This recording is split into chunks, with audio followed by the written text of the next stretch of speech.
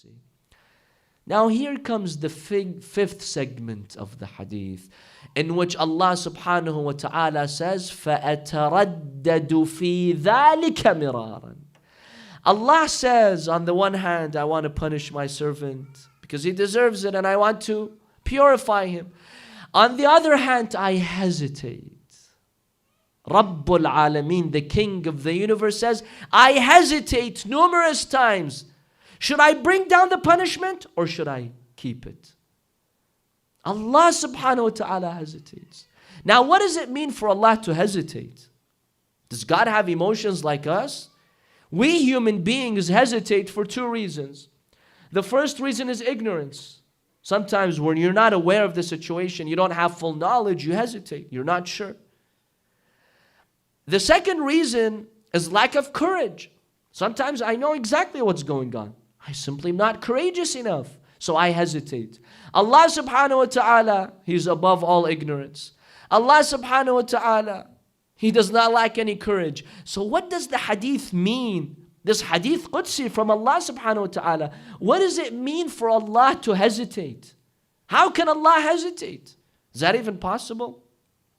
When we examine the Holy Quran and the ahadith of Ahlul Bayt, which speak about emotions being attributed to Allah. For example, the emotion of love, the emotion of hate. Doesn't the Quran tell us that God loves certain individuals?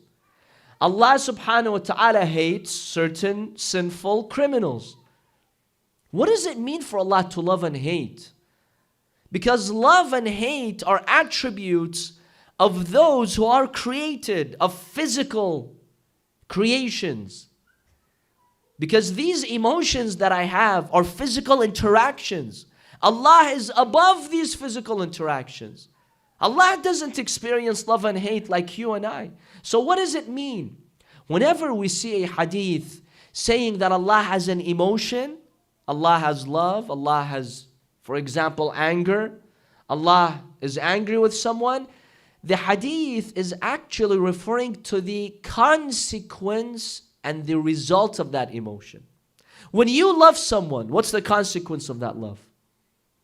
You do goodness to that person. You reward that person. When you're angry with someone, what is the consequence of your anger?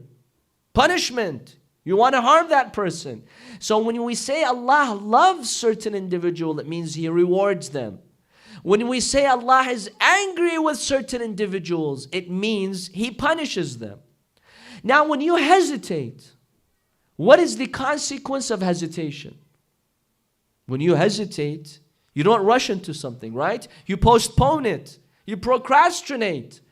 This is the consequence of hesitation. So when Allah subhanahu wa ta'ala says, I hesitate numerous times, this is a metaphor. Allah is symbolically saying that I postpone the punishment. I don't want to punish my servant. I keep postponing it. I keep postponing it. Tonight, he was supposed to receive that punishment, but I postpone it. Now, why does Allah subhanahu wa ta'ala postpone it? For what reason?